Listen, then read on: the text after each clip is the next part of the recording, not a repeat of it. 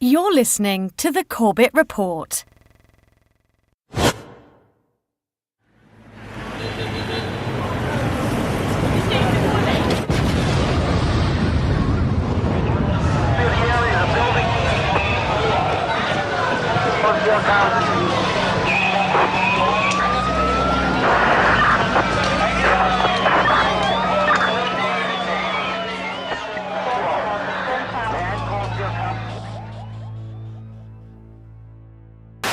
Al-Qaeda terrorist, September the 11th. Al-Qaeda, 9/11 hijackers, jihadist, terrorist organizations. Terror attack. Bin Laden. September 11th. Terrorist. The self-confessed mastermind. Osama bin Laden, the leader of Al-Qaeda. Al-Qaeda. Terrible new terrorist organization. September 11th. Our enemy is a radical network of terrorists and every government that supports them.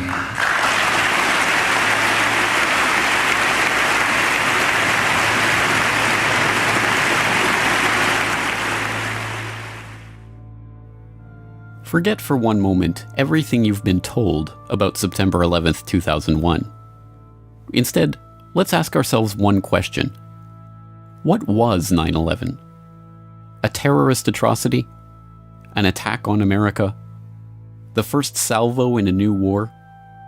A day that changed everything? The question may seem simple, but how we answer it is of vital importance. It determines how we proceed with our investigation of that day. And once you strip away the emotional rhetoric and the fear-inducing imagery, we're left with the simple truth. 9/11 was a crime. And as with any crime, there is one overriding imperative that detectives must follow to identify the perpetrators. Follow the money. This is an investigation of the 9/11 money trail.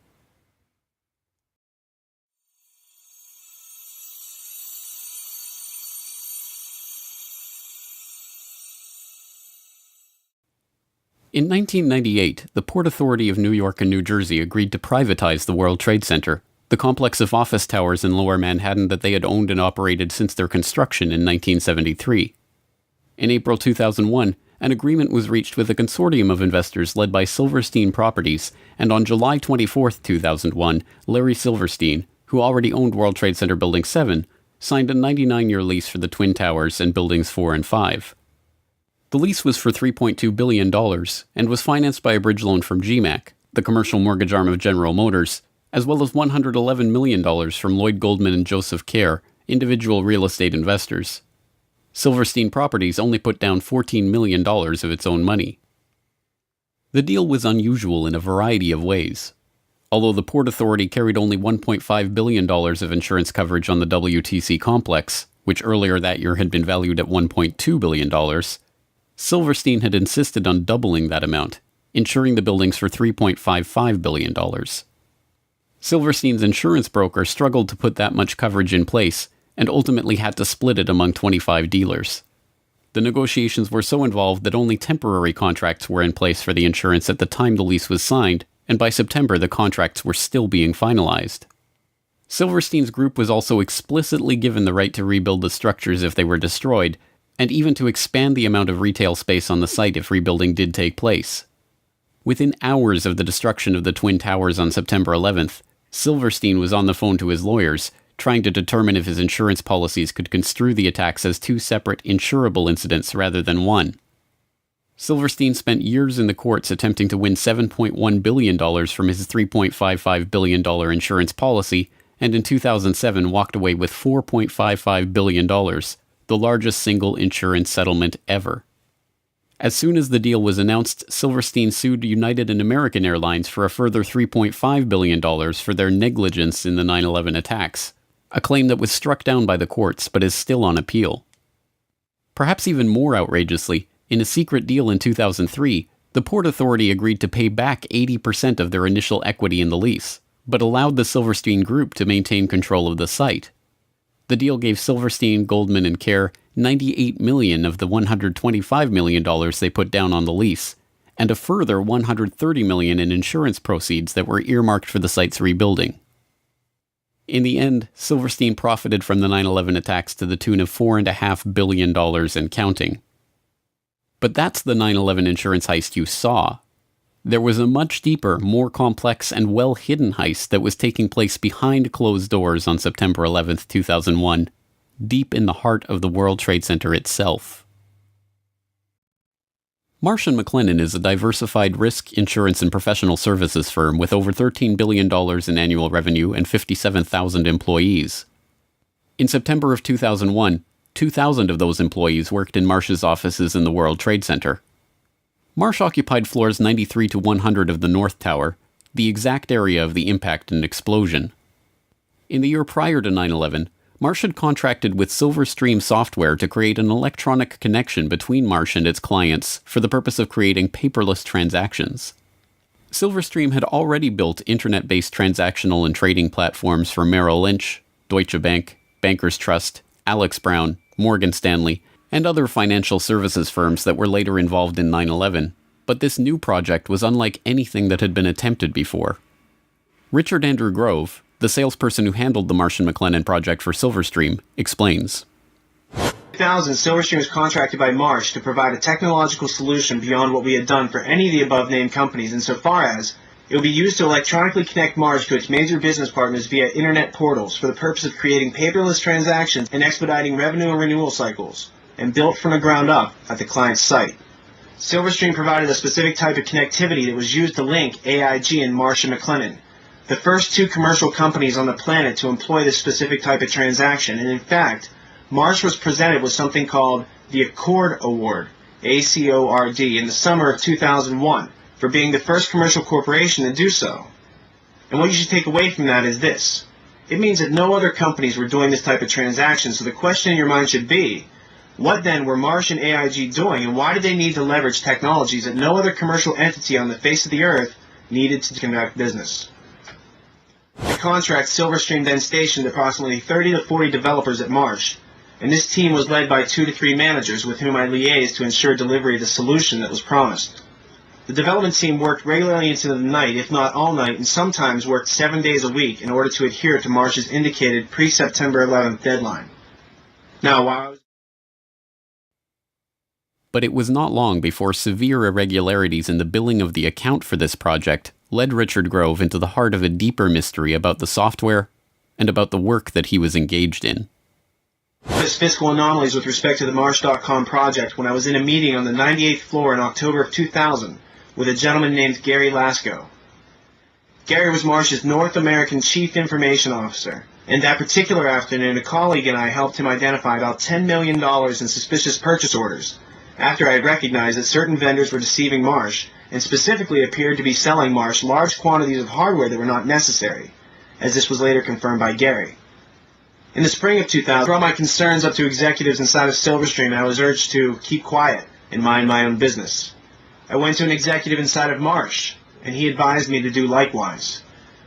But then, I mentioned it to a few executives at Marsh who I could trust, like Gary Lasko, and Catherine Lee, Ken Rice, Richard Bruhart, and John Oltzhofer, people who became likewise concerned that something untoward was going on. The concerned colleagues I just mentioned were murdered on September 11th, and the executives who expressed dismay at my concerns are alive and free today because of it. I feel it's no coincidence as the Marsh executive who urged me to drop my line of inquiry made sure that his personnel, who I just mentioned, were in the office bright and early for a global conference call before the staff meeting upon which I was to intrude. A conference call which I was informed this executive in question conducted, but attended from the safety of his Upper West Side apartment. Although in getting The global conference call with Marsh's IT staff on the morning of 9/11, a meeting that included the staff who were investigating the suspicious billing on the Silverstream deal, was confirmed in a 2006 interview with Marsh's then Chief Information Officer, Ellen Clark. Richard Grove had been asked to attend the meeting, but was stuck in traffic on the way to the towers when the attack began. His friends at Marsh were not so lucky. 294 Marsh employees, including all of the participants in the conference call in the North Tower, died that morning. Meanwhile, the Marsh executive who had scheduled the meeting, the same one who had asked Grove to drop the issue of the billing anomalies, was safe in his apartment, attending the meeting via telephone.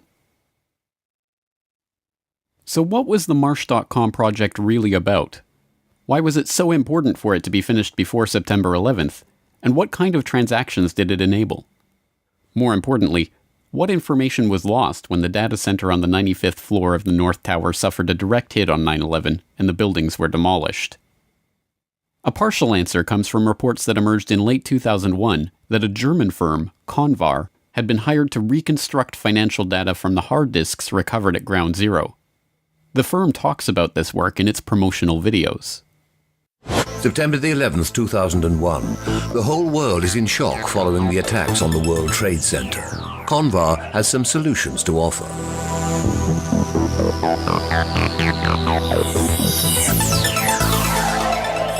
Data stored on countless hard drives retrieved from the collapsed towers was believed to have been lost, but Convar specialists can render irreplaceable information readable again at Europe's only high-security data recovery center. Burnt, crushed, or dirty storage media are ready to relinquish their secrets by the time we finish with them. More details about the work comes from an IDG news service story posted to CNN.com in December 2001. Under the headline, "Computer disk drives from WTC could yield clues," the article notes, "An unexplained surge in transactions was recorded prior to the attacks, leading to speculation that someone might have profited from previous knowledge of the terrorist plot by moving sums of money. But because the facilities of many financial companies processing the transactions were housed in New York's World Trade Center, destroyed in the blasts, it has, until now, been impossible to verify that suspicion." A Reuters article from the same time, later posted to Convar's website, offers revealing glimpses into the investigation's early results. It quotes Peter Herschel, Convar's director at the time. "The suspicion is that inside information about the attacks was used to send financial transaction commands and authorizations in the belief that amid all the chaos the criminals would have, at the very least, a good head start. Of course, it is also possible that there were perfectly legitimate reasons for the unusual rise in business volume. It could turn out that Americans went on an absolute shopping binge on that Tuesday morning. But at this point, there are many transactions that cannot be accounted for. Not only the volume, but the size of the transactions was far higher than usual for a day like that.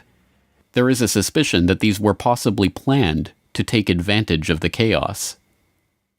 It also quotes Richard Wagner, one of the company's data retrieval experts. "There is a suspicion that some people had advanced knowledge of the approximate time of the plane crashes in order to move out amounts exceeding $100 million. They thought that the records of their transactions could not be traced after the mainframes were destroyed." Was the revolutionary electronic trading link between AIG and Marsh being used to funnel money through the World Trade Center at the time of the attack? Were the attack perpetrators hoping that the destruction of Marsh's data center, on the 95th floor at the dead center of the North Tower explosion, would conceal their economic crime? One piece of corroborating evidence for the idea comes from author and researcher Michael Rupert, who reported in 2004 that immediately before the attacks began, computer systems in Deutsche Bank, one of Silverstream's other E-Link clients, had been taken over from an external location that no one in the office could identify. Within, I would guess, I'd have to go back and look at the book, but it was no more than a week after the attacks. I was being contacted by a lot of people from inside official sources who were raising a lot of questions. This one particular person was extremely credible. They absolutely convinced me they had been an employee of Deutsche Bank in the Twin Towers. And they told me very clearly that in the moments right before the attacks and during the attack, there was a 40-minute window between the time the first plane struck the World Trade Center and the second plane, that Deutsche Bank's computers in New York City had been taken over, absolutely co-opted and run. There was a massive data purge, a massive data download, and all kinds of stuff was moving. And what this person said very clearly was that no one in the Deutsche Bank offices in the towers at the time had the ability to prevent what was going on from any of their terminals. Sadly, no answer to the questions raised by these accounts is forthcoming from Convar. After the initial reporting on the investigation, which noted that the company was working with the FBI to recover and analyze the data, Convar now refuses to talk about the information they discovered. Is it true that that large amounts of money were transferred illegally out of the World Trade Center on the morning of 9/11, just before the attacks? If you would look on the website, I would say yes. Because that was the information from a previous release. If you would ask me today, I would need to tell you that I could not give you any additional information about that. I'm really sorry. At the time of 9/11, Marsh's chief of risk management was Paul Bremer, the former managing director of Kissinger and Associates, who went on to oversee the U.S. occupation of Iraq. On the morning of 9/11, he was not in his office at Marsh & McLennan, but at NBC's TV studio, where he was delivering the official story of the attack. It's Paul Bremer. I want to make sure I'm getting your name right because I'm just meeting you just at this moment. You're a terrorism expert. Counterterrorism, I hope. And can talk to us a little bit about who could. I mean, there are a limited number of groups who could be responsible for something of this magnitude. Yes, this is a very well planned, very well coordinated attack, which suggests it's very well organized centrally, and there are only 3 or 4 candidates in the world, really, who could have conducted this attack. Bin Laden comes to mind right away, Mr. Bremer. Indeed, he certainly does. Bin Laden was involved in the first attack on the World Trade Center, which had as its intention doing exactly what happened here, which was to collapse both towers. He certainly has to be a prime suspect, but there are others in the Middle East, and there are at least 2 states, Iran and Iraq, which should at least remain on the list of potential suspects. What kind of... I don't recall anything like this.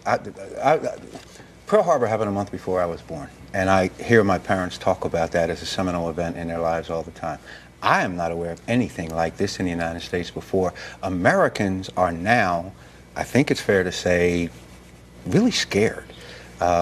Should we be? This is a day that will change our lives, isn't it? It is a day that will change our lives. It's a day when the war that the terrorists declared on the United States, and after all, they did declare war on us, has been brought home to the United States in a much more dramatic way than we've seen before. So it will change our lives.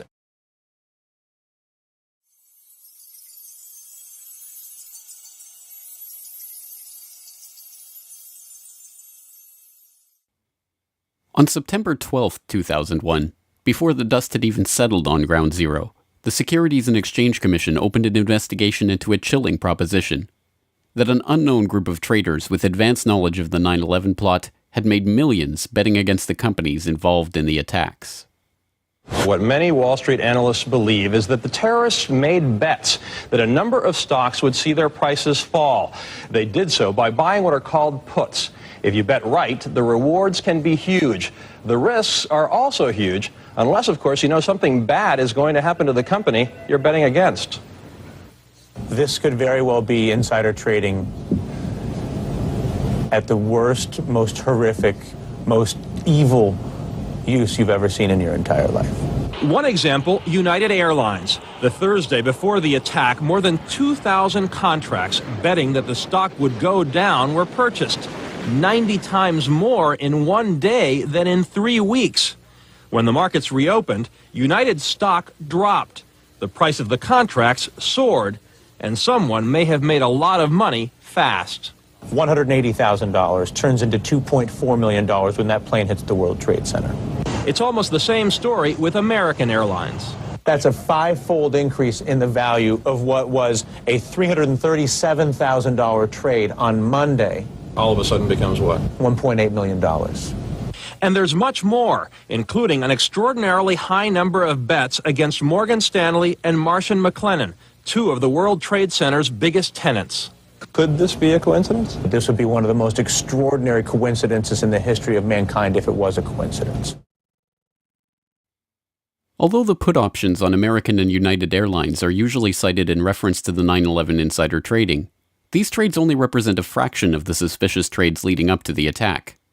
Between August 20th and September 10th, abnormally large spikes in put option activity appeared in trades involving dozens of different companies whose stocks plunged after the attack, including Boeing, Merrill Lynch, JP Morgan, Citigroup, Bank of America, Morgan Stanley, Munich Re, and the AXA Group. Traders weren't just betting against the companies whose stocks dove after 9/11, however. There was also a 6-fold increase in call options on the stock of defense contractor Raytheon on the day before 9/11. The options allowed the traders to buy Raytheon stock at $25.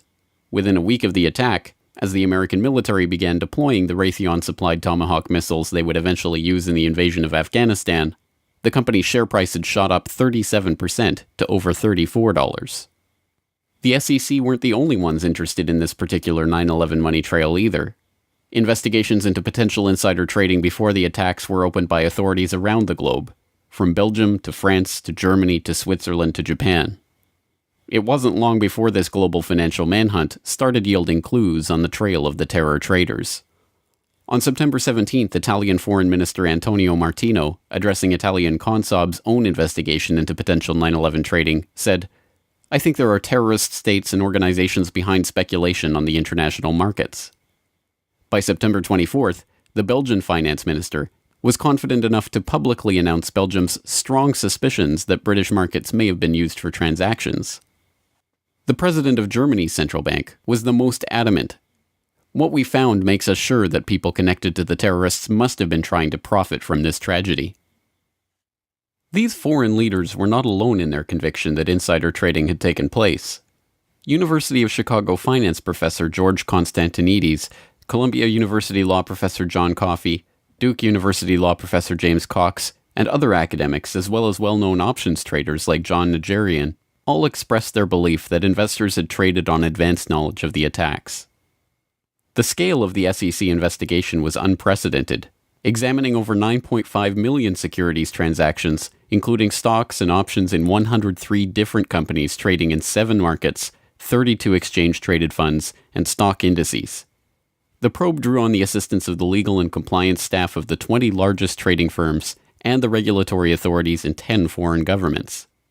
The Commission coordinated its investigation with the FBI, the Department of Justice, and the Department of the Treasury. The results of this investigation? We have not developed any evidence suggesting that those who had advanced knowledge of the September 11th attacks traded on the basis of that information. Although this sounds like the investigation did not find evidence of insider trading, a second look reveals the trick. They are not saying that there was no insider trading, only that there is no evidence that those who had advanced knowledge of the September 11th attacks participated in such trading. But this begs the question, who had that advanced knowledge, and how did the SEC determine this? The 9/11 Commission report begs the question even more blatantly in their treatment of the anomalous put option activity on United Airlines stock on September 6th. 95% of the puts were placed by a single US-based institutional investor with no conceivable ties to Al-Qaeda. Again, it is taken as a foregone conclusion that a lack of ties to Al-Qaeda means there could not have been advanced knowledge of the attack, even if the evidence shows that insider trading took place. To be sure, insider trading almost certainly did take place in the weeks before 9/11. Although some have used the Commission report to conclude that the story was debunked, the intervening years have seen the release of not one, not two, but 3 separate scientific papers concluding with high probability that the anomalous trading was the result of advanced knowledge. In Unusual Option Market Activity in the Terrorist Attacks of September 11, 2001, University of Chicago professor Alan Podeshman concluded, "Examination of the option trading leading up to September 11th reveals that there was an unusually high level of put buying. This finding is consistent with informed investors having traded options in advance of the attacks." In Detecting Abnormal Trading Activities in Option Markets, researchers at the University of Zurich used econometric methods to confirm unusual put option activity on the stocks of key airlines, banks, and reinsurers in the weeks prior to 9/11. And in Was There Abnormal Trading in the S&P 500 Index Options Prior to the September 11th Attacks, a team of researchers concluded that abnormal activity in the S&P Index Options market around the time of the attack is consistent with insiders anticipating the 9/11 attacks. The only question, then, is who was profiting from these trades, and why was no one ever indicted for their participation in them? One lead is pursued by researcher and author Kevin Ryan. In Evidence for Informed Trading on the Attacks of September 11th, he examines an FBI briefing document from 2003 that was declassified in 2009. It describes the results of FBI investigations into 2 of the pre-9/11 trades that the Bureau had identified as suspicious, including the purchase of 56,000 shares of Stratisec in the days prior to 9/11. Stratisec provided security systems to airports, including, ironically, Dulles Airport, as well as the World Trade Center and United Airlines, and saw its share price almost double when the markets reopened on September 17, 2001. The trades traced back to a couple whose names are redacted from the memo, but are easily identifiable from the unredacted information. Mr. and Mrs. Wirt D. Walker III, a distant relative of the Bush family and business partner of Marvin Bush, the president's brother. The document notes that the pair were never even interviewed as part of the investigation because it had revealed no ties to terrorism or other negative information.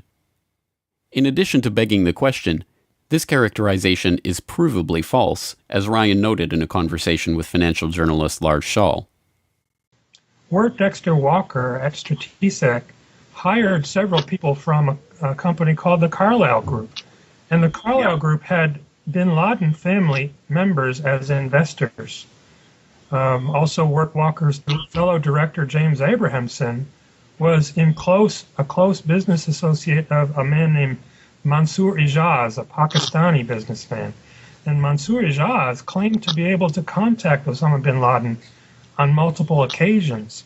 So there does seem to be some circumstantial evidence indicating that these people were connected to Al-Qaeda, at least to the point where we should investigate. And isn't it true that also some members of the bin Laden family were actually in Washington at a gathering of the Carlyle Group on 9/11? That's true. The Carlyle Group had a meeting at the Ritz-Carlton Hotel in Washington on September 11th, and present there were former President George H.W. Bush, James Baker, and the brother of Osama bin Laden. I believe his name was Salem. I can't recall his exact name. But they were there, investors from the bin Laden family, meeting with Carlyle Group representatives in Washington on September 11th.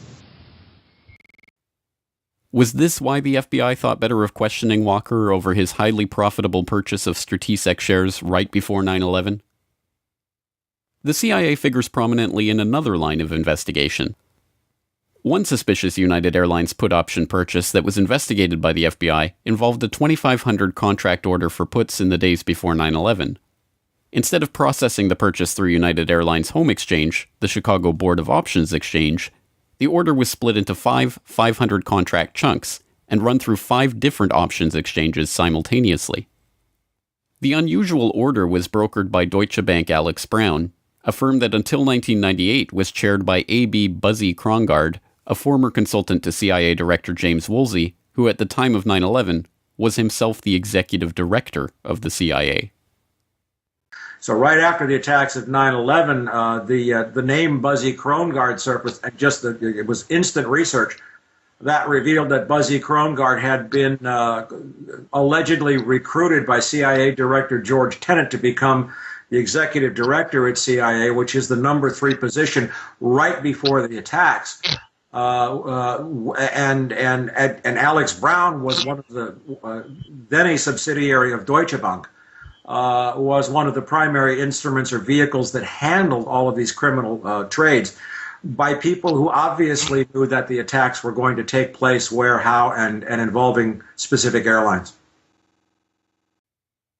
Perhaps the most frank admission of insider trading is notable for 3 things. It was recorded on video, it has never been investigated by any agency or law enforcement official, and it was made by former CIA agent and frequent foreign policy commentator Robert Baer, the real-life inspiration for the character portrayed by George Clooney in Syriana. Talking to citizen journalists after a speaking event in Los Angeles in 2008, Baer was recorded on video making a startling assertion about 9/11 insider trading. And then the last thing I believe it was his National Reconnaissance Office was running a drill. A plane crashed into their building, and you know they're staffed by DOD and CIA. I know the guy that went into his broker in San Diego and said, "Cash me out. It's going down tomorrow." Really? Yeah. That tells us something. What? That tells us something. Well, his brother worked at the White House. This truly remarkable statement bears further scrutiny. If Baer is to be believed, a former CIA agent has first-hand knowledge that a White House insider had foreknowledge of the attacks, And to this day, not only has Baer never revealed the identity of this person, but no one has questioned him about his statement or even attempted to pursue this lead. So how is it possible that the SEC overlooked, ignored, or simply chose not to pursue such leads in their investigation? The only possible answer, of course, is that the investigation was deliberately steered away from such persons of interest and any connections that would lead back to foreknowledge by government agencies, federal agents, or their associates in the business world. Unfortunately, we will likely never see documentary evidence of that from the Commission itself. One researcher requesting access under the Freedom of Information Act to the documentary evidence that the 9/11 Commission used to conclude that there had been no insider trading, received a response that stated that the potentially responsive records have been destroyed. Instead, we are left with sources that refuse to be identified, saying that CBOE records of pre-9/11 options trading have been destroyed, and second-hand accounts of traders who had heard talk of an event in advance of 9/11. In a roundabout way, perhaps the 9/11 Commission reveals more than it lets on when it tries to dismiss key insider trades with the pithy observation that the traders had no conceivable ties to Al-Qaeda. If those with foreknowledge of the attacks weren't connected to Al-Qaeda, what does that say about the identity of the real 9/11 perpetrators? ABC News has now learned that the Chicago Board of Options Exchange launched their investigation into the unusual trading last week. That may have given them enough time to stop anyone from profiting from death here in the U.S. It may also give investigators, Peter, a hot trail that might lead them to the terrorists. Thanks very much. As a reminder of the complications here, though, the Secretary of the Treasury said today of this investigation, you've got to go through 10 veils before you get to the real source. Yep. Thanks, Antonio.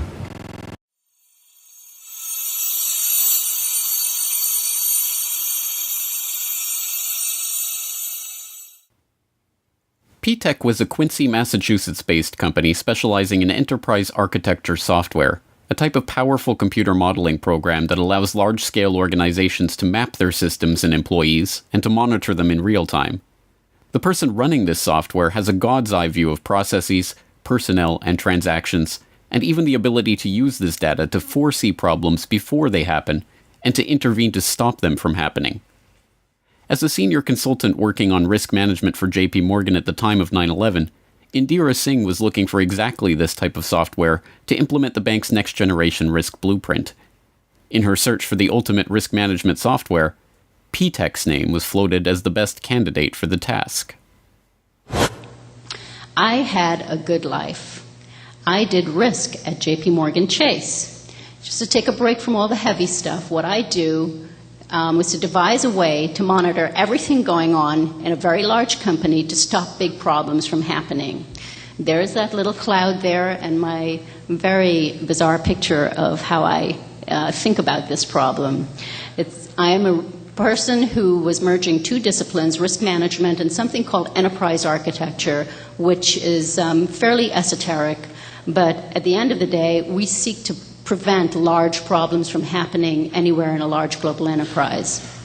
At JP Morgan, I was working on the next generation risk blueprint, which is all about how to prevent these things from happening. Bad business practice such as money laundering, road trading, and massive computer failures, anything you could imagine would go wrong.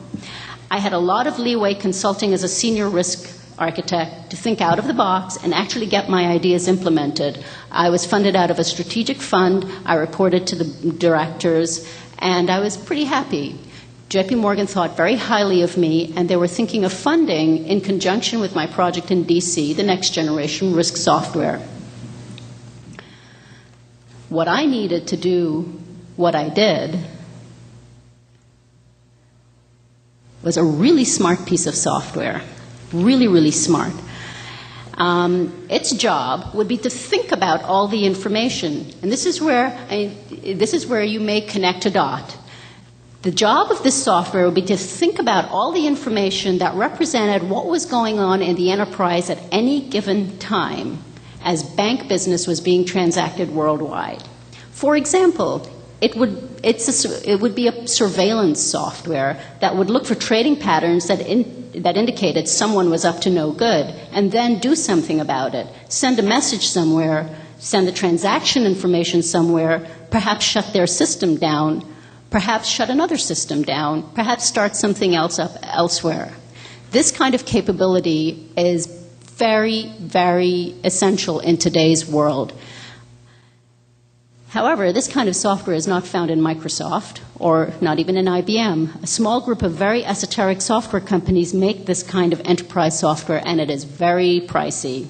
So you can't afford to pick wrong. And I asked all my colleagues who are industry gurus what would they recommend for this. My buddies recommended P-TECH.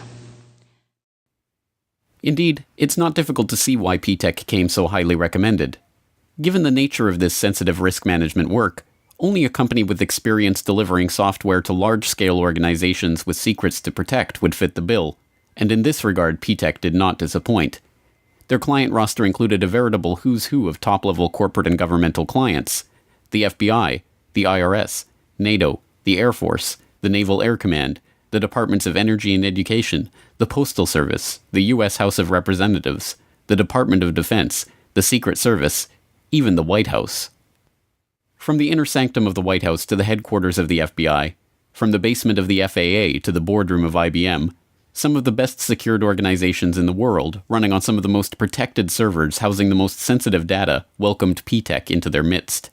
P-TECH was given the keys to the cyber kingdom to build detailed pictures of these organizations, their weaknesses and vulnerabilities, and to show how these problems could be exploited by those of ill intent. But like all such systems, it could be exploited by those of ill intent for their own purposes, too.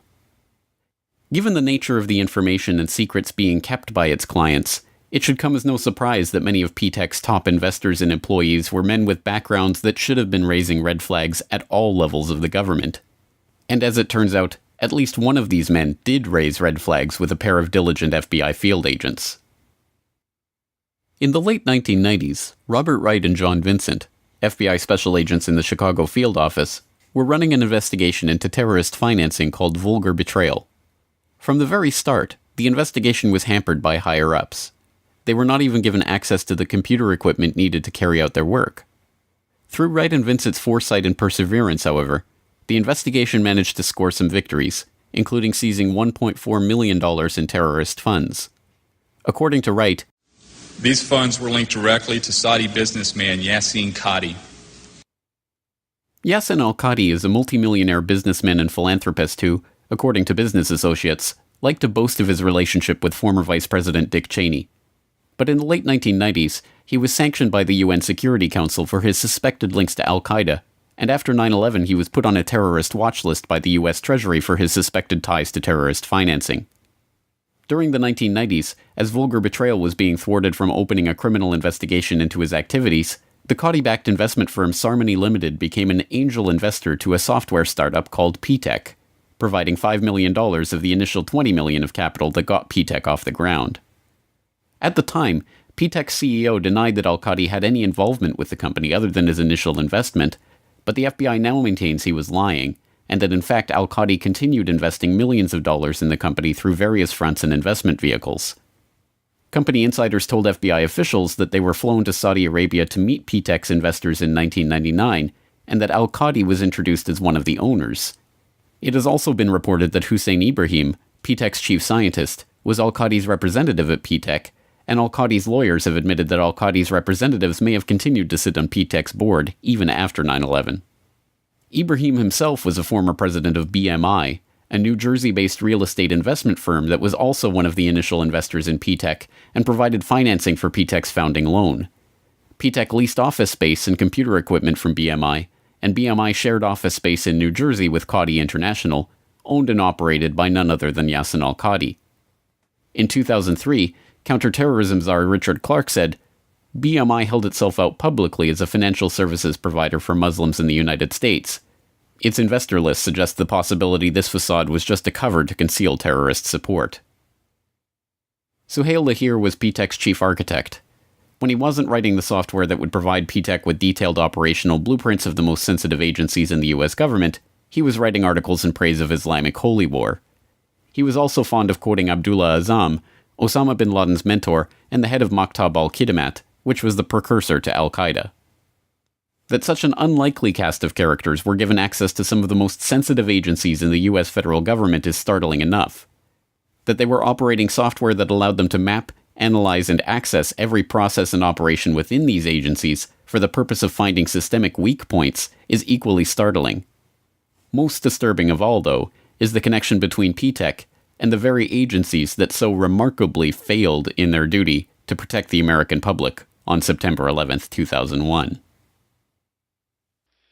Could you describe the relationship of P-TECH with the FAA? Now, P-TECH worked with the FAA for several years, didn't they? They worked the FAA. It was a joint project between P-TECH and MITRE, and they were looking at, it's interesting, they were looking at basically holes in the FAA's interoperability with responding with other agencies, law enforcement, in the case of an emergency such as a hijacking.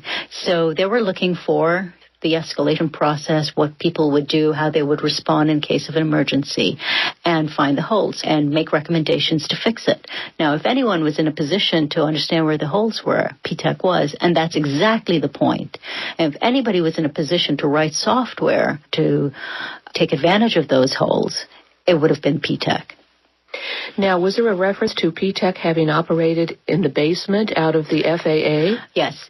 Now, typically, because the scope of such projects are so overarching and wide-ranging, when you are doing an enterprise architecture project, you pretty much have access to how anything in the organization is being done, where it's being done, on what systems, what the information is, and you pretty much have carte blanche. If it's a major project that spans several years, the team that comes in has literally access to almost anything that they want because you're operating on a blueprint level, on a massive scale. So, yes, they were everywhere, and I was told that they were in places that required clearances.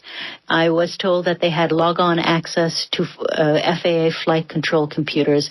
I was told that they had passwords to many computers that you may not on the surface think has anything to do with finding out holes in the system. But let's say you've said, okay, you isolated a part of a process, of a notification process that was mediated by a computer, and you wanted to investigate it further, then you would typically get log-on access to that computer. And from that, back upstream or downstream. So who knows? You know, from my own experience, I could have access to almost anything I wanted to in JP Morgan Chase. And didn't, for the reason if anything went wrong, I didn't want to have the access. But if you were up to no good as an enterprise architect with such a mandate, you typically could have anything you wanted. So who was really behind P-TECH? Did Ziadi, Ibrahim, and the others somehow evade the due diligence of all of the government agencies and multinational corporations that P-TECH contracted with? Did P-TECH just happen to end up working on the interoperability of the FAA and the Pentagon systems on the morning of 9/11? Did al-Qadi's friend Dick Cheney really know nothing of Qadi's connections or activities? Was this all some devious al-Qaeda plot to infiltrate key systems and agencies of the US government? Not according to the people who were really investigating the company. So what did the 9/11 Commission have to say about P-TECH? Absolutely nothing.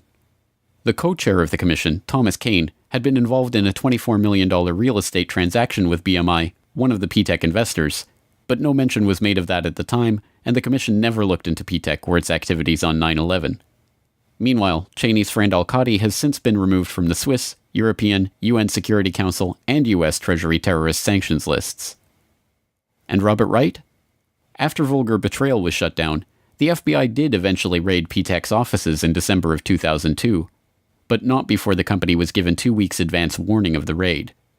The very next day, then Homeland Security Chief Tom Ridge declared that P-TECH in no way jeopardizes the security of the country. Osama Ziadi is still wanted by the FBI for lying about al-Qadi's involvement with the company, but the case is now cold. To the families and victims,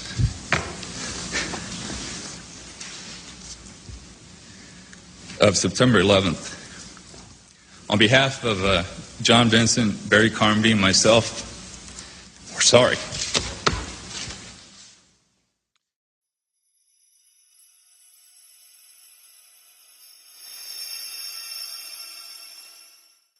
The topic today is an adversary that poses a threat, serious threat to the security of the United States of America. This adversary is one of the world's last bastions of central planning. It governs by dictating 5-year plans. From a single capital, it attempts to impose its command across time zones, continents, oceans, and beyond. With brutal consistency, it stifles free thought and crushes new ideas. It disrupts the defense of the United States and places the lives of men and women in uniform at risk.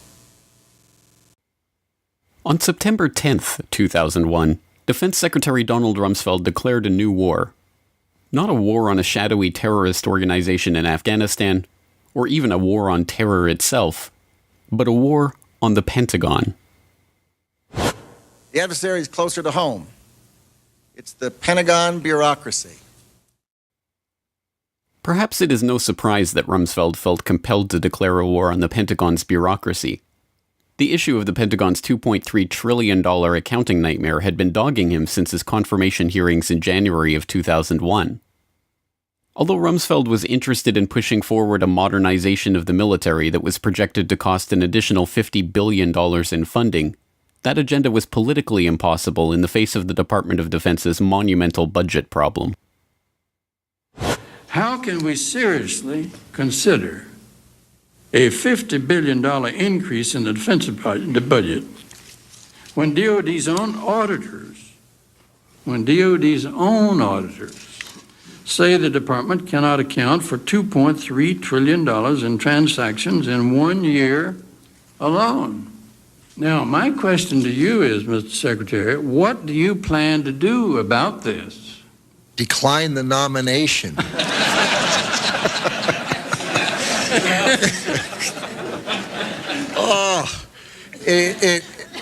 Senator, I have heard... I don't want to see you do that. We'll stand adjourned in that case. Senator, I have heard some of that and read some of that, that the department is not capable of auditing its books. It is... I was going to say terrifying. Terrifying only begins to describe the problem. The Department of Defense's own Inspector General report for fiscal year 1999 noted that the Defense Finance and Accounting Service had processed $7.6 trillion of department-level accounting entries in that year. Of that amount, only $3.5 trillion could be properly accounted for.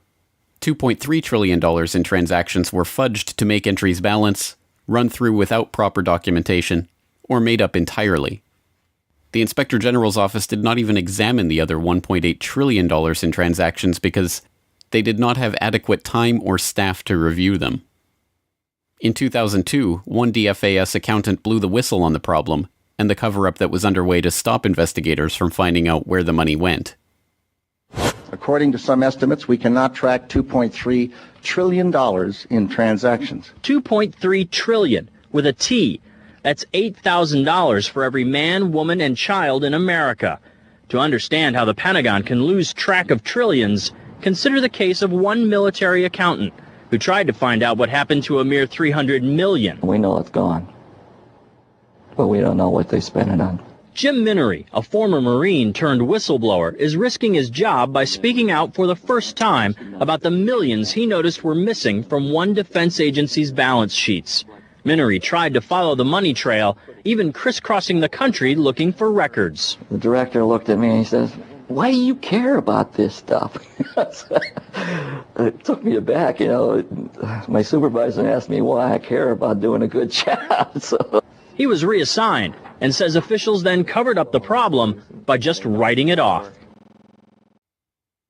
As controller of the Pentagon from 2001 to 2004, Dov Zakheim was the man tasked with solving this problem. There are all kinds of long-standing rules and regulations about what you can do and what you can't do. I know Dr. Zakheim's been trying to hire CPAs because the financial systems of the department are so snarled up that we can't account for some $2.6 trillion in transactions that exist, if that's believable. And yet we're told that we can't hire CPAs to help untangle it in many respects. Mr. Secretary, the first time and the last time that Dov Zakheim and I broke bread together, he told me you'd have a handle on that 2.6 trillion by now, but we'll discuss that a little. We've got a handle, it's just a little hot. From 1987 to 2001, Zakheim headed SPC International, a subsidiary of System Planning Corporation, a defense contractor providing air warfare, cybersecurity, and advanced military electronics to the Department of Defense and DARPA. SPC's Radar Physics Laboratory developed a remote control system for airborne vehicles that they were marketing to the Pentagon prior to 9/11. Zakheim was also a participant in drafting Rebuilding America's Defenses, a document that called for a sweeping transformation of the U.S. military, including the implementation of the $50 billion missile defense program and increased use of specialized military technologies. The paper even noted how advanced forms of biological warfare that can target specific genotypes may transform biological warfare from the realm of terror to a politically useful tool. Rebuilding America's Defenses was a white paper produced by the Project for the New American Century, a group founded in 1997 with the goal of projecting American global dominance into the 21st century. Joining Zakheim in the group were a host of other neocons who ended up populating the Bush administration, including Dick Cheney, Paul Wolfowitz, Richard Pearl, Jeb Bush, and Donald Rumsfeld. In their September 2000 document, the group lamented that their plan for transforming the military was not likely unless a defining event took place, one that would galvanize public opinion. The process of transformation, even if it brings revolutionary change, is likely to be a long one, absent some catastrophic and catalyzing event, like a new Pearl Harbor. We know that the thing that tends to register on people is fear, and we know that tends to happen after there's a Pearl Harbor. It tends to happen after there's a crisis. And that's too late for us. We've got to be smarter than that. We've got to be wiser than that. We have to be more forward-looking.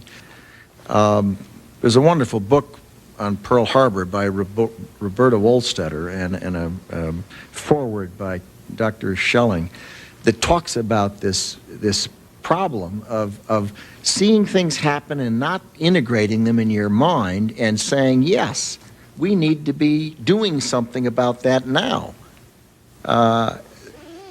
That I reread periodically because it's so important. And on 9/11/2001, America received its new Pearl Harbor. The attack on the Pentagon struck Wedge 1 on the west side of the building. An office of the U.S. Army called Resource Services Washington had just moved back into Wedge 1 after renovations had taken place there. The office was staffed with 45 accountants, bookkeepers, and budget analysts. 34 of them were killed in the attack. A 2002 follow-up report from the DoD Inspector General on the missing trillions noted that a further $1.1 trillion in made-up accounting entries were processed by the Pentagon in fiscal year 2000, but they did not even attempt to quantify the missing funds for 2001. The Secretary of the Army, Thomas White, later explained they were unable to produce a financial report for 2001 at all, due to the loss of financial management personnel sustained during the September 11th terrorist attack. Before becoming Secretary of the Army, Thomas White was a senior executive at Enron. Enron was one of the largest energy companies in the world, posting a $111 billion profit in 2000 before being exposed as an elaborate corporate accounting fraud in 2001. The SEC, which investigated the Enron scandal, occupied the 11th to 13th floors in World Trade Center Building 7, and their offices were destroyed on 9/11, destroying 3,000 to 4,000 documents on active investigations in the process. Perhaps unsurprisingly, Rumsfeld's war on the Pentagon's bureaucracy did not yield the results he promised. By 2013, the unaccountable money in the Pentagon's coffers had reached $8.5 trillion. The latest scandal to hit Washington comes from a report revealing the Pentagon misplaced $8.5 trillion. Military leaders have also been found ordering subordinates to doctor books to hide the missing money. This is the conclusion of a special report by Reuters. One former Pentagon employee, Linda Woodford, said she spent 15 years there falsifying financial records. Woodford had a job checking Navy accounting records against figures supplied by the Treasury Department. She said money was missing from the report every month. And national security expert Steve Miles is here with me to help us crunch these numbers. $8.5 trillion unaccounted for. It's a lot of money. This is the kind of thing that you would think would bring Capitol Hill to a screeching halt. There'd be hearings kind of almost daily. You'd have various committees looking into it. None of that. It just leads to massive waste, and there can be all sorts of fraud that you don't know about. Just one example, when the Inspector General looked at Iraq, which was, a lot of money, but in the grand scheme, just a portion of the money the U.S. spends. What they found was about $50 billion of the money the U.S. spent there was wasted, and about $6 billion was completely lost. They had no idea where it went. It was completely unaccounted for. But put that in perspective, that's about this amount of money that other countries would spend on their defense in a year total. And that's just the loose pocket change that we lost in the couch. One thing I found very interesting in this report is that the Pentagon apparently uses a standard operating procedure to enter false numbers or so-called plugs to cover lost or missing information in their accounting in order to submit a balanced budget to the Treasury. So they can write in everything. I mean, that's probably the most shocking part of this, is that they get to the end of the day and they say, oh, there's money missing. What do we do? Well, we'll just put a number in there that says it's there and we'll sort it out later. I mean, again, this is the type of operating practice that if you did it in your own business, if you tried to do it with your own taxes for the government, they'd haul you off to jail. But then, given that the trillions have never been accounted for, and given that American defense spending soared to record levels after the attack, perhaps Rumsfeld's war on the Pentagon, the one he announced on September 10th, was successful after all. And perhaps September 11th was the key battle in that war. Some might ask, how in the world could the Secretary of Defense attack the Pentagon in front of its people? To them I reply, I have no desire to attack the Pentagon. I want to liberate it.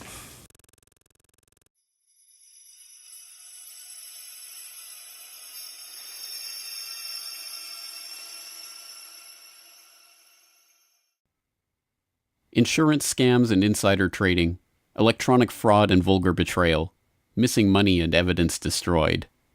There are at least 8.5 trillion reasons to investigate the money trail of 9/11. Curious, then, that the U.S. government's final word on the attacks, the 9/11 Commission report, concluded that the money trail was not worthy of investigation at all. In Chapter 5 of the report, the Commission noted, "To date, the U.S. government has not been able to determine the origin of the money used for the 9/11 attacks. Ultimately, the question is of little practical significance." 9/11 was a crime, and as every detective knows, the first rule of criminal investigation is to follow the money. So why did the 9/11 Commission specifically reject this rule? The answers to 9/11 are not going to come from the suspects of the crime. Instead, it's up to investigators to continue to unearth the true evidence on the 9/11 money trail. Follow the money.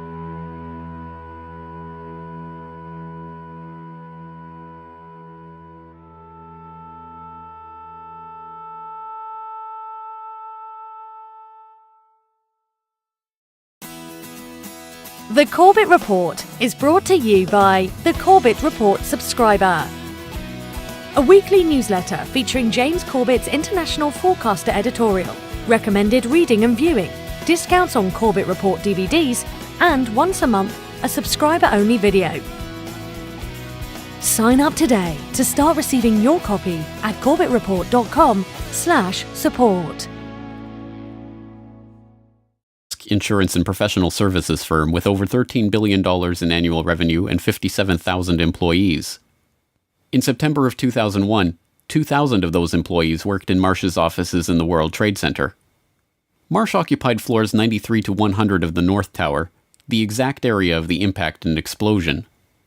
In the year prior to 9/11, Marsh had contracted with Silverstream Software to create an electronic connection between Marsh and its clients for the purpose of creating paperless transactions. Silverstream had already built internet-based transactional and trading platforms for Merrill Lynch, Deutsche Bank, Bankers Trust, Alex Brown, Morgan Stanley, and other financial services firms that were later involved in 9/11, but this new project was unlike anything that had been attempted before. Richard Andrew Grove, the salesperson who handled the Marsh & McLennan project for Silverstream, explains. In 2000, Silverstream was contracted by Marsh to provide a technological solution beyond what we had done for any of the above-named companies, insofar as it would be used to electronically connect Marsh to its major business partners via internet portals for the purpose of creating paperless transactions and expediting revenue and renewal cycles, and built from the ground up at the client's site. Silverstream provided a specific type of connectivity that was used to link AIG and Marsh rather than one. Silverstein spent years in the courts attempting to win $7.1 billion from his $3.55 billion insurance policy, and in 2007 walked away with $4.55 billion, the largest single insurance settlement ever. As soon as the deal was announced, Silverstein sued United and American Airlines for a further $3.5 billion for their negligence in the 9/11 attacks, a claim that was struck down by the courts but is still on appeal. Perhaps even more outrageously, in a secret deal in 2003, the Port Authority agreed to pay back 80% of their initial equity in the lease, but allowed the Silverstein Group to maintain control of the site. The deal gave Silverstein, Goldman, and Kerr $98 million of the $125 million they put down on the lease, and a further $130 million in insurance proceeds that were earmarked for the site's rebuilding. In the end, Silverstein profited from the 9/11 attacks to the tune of $4.5 billion and counting. But that's the 9/11 insurance heist you saw. There was a much deeper, more complex, and well-hidden heist that was taking place behind closed doors on September 11th, 2001, deep in the heart of the World Trade Center itself. Marsh & McLennan is a diversified risk. 7 signed a 99-year lease for the Twin Towers and Buildings 4 and 5. The lease was for $3.2 billion and was financed by a bridge loan from GMAC, the commercial mortgage arm of General Motors, as well as $111 million from Lloyd Goldman and Joseph Kerr, individual real estate investors. Silverstein Properties only put down $14 million of its own money. The deal was unusual in a variety of ways. Although the Port Authority carried only $1.5 billion of insurance coverage on the WTC complex, which earlier that year had been valued at $1.2 billion, Silverstein had insisted on doubling that amount, insuring the buildings for $3.55 billion. Silverstein's insurance broker struggled to put that much coverage in place and ultimately had to split it among 25 dealers. The negotiations were so involved that only temporary contracts were in place for the insurance at the time the lease was signed, and by September the contracts were still being finalized. Silverstein's group was also explicitly given the right to rebuild the structures if they were destroyed, and even to expand the amount of retail space on the site if rebuilding did take place. Within hours of the destruction of the Twin Towers on September 11th, Silverstein was on the phone to his lawyers, trying to determine if his insurance policies could construe the attacks as two separate insurable incidents. You're listening to the Corbett Report.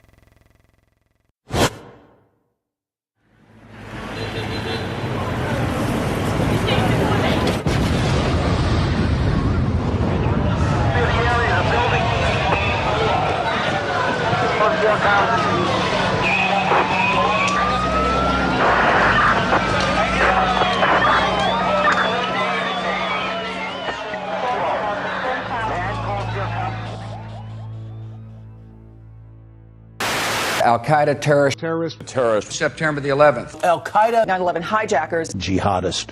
Terrorist organizations. Terror attack. Bin Laden. September 11th. Terrorist. The self-confessed mastermind. Osama bin Laden, the leader of Al-Qaeda. Al-Qaeda. Terrible new terrorist organization. September 11th. Our enemy is a radical network of terrorists and every government that supports them.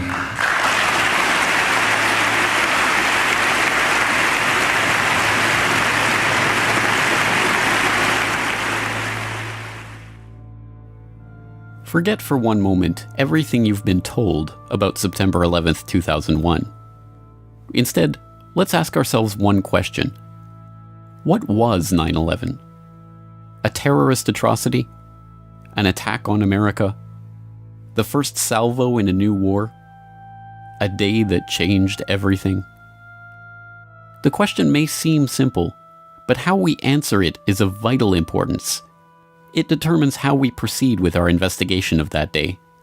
And once you strip away the emotional rhetoric and the fear-inducing imagery, we're left with the simple truth. 9/11 was a crime. And as with any crime, there is one overriding imperative that detectives must follow to identify the perpetrators. Follow the money. This is an investigation of the 9/11 money trail.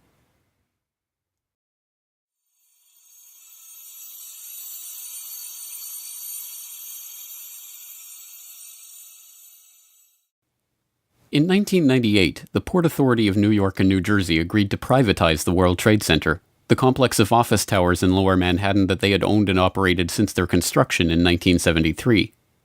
In April 2001, an agreement was reached with a consortium of investors led by Silverstein Properties, and on July 24, 2001, Larry Silverstein, who already owned World Trade Center Building 7,